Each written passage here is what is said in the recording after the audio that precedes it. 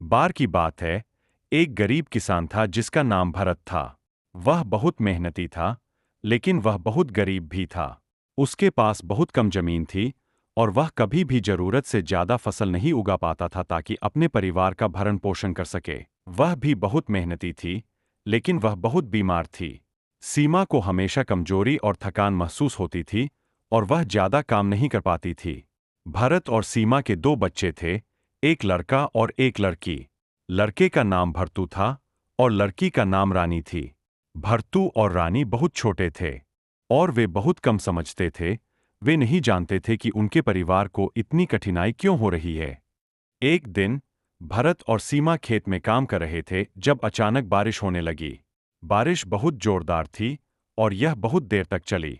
भरत और सीमा को खेत से भागना पड़ा, लेकिन वे अपनी फसल नहीं बचा पाए। फसल पूरी तरह से बर्बाद हो गई। भरत और सीमा बहुत दुखी थे। वे नहीं जानते थे कि वे अब क्या करेंगे। अगले दिन भरत और सीमा गांव के गरीबों के लिए भोजन वितरित करने वाले एक व्यक्ति के पास गए। उन्होंने उस व्यक्ति से मदद मांगी, लेकिन उसने उन्हें कोई मदद नहीं दी। उस व्यक्ति ने कहा कि भरत और सीमा बहुत आलसी है और वे अपनी खुद की मदद नहीं कर सकते हैं।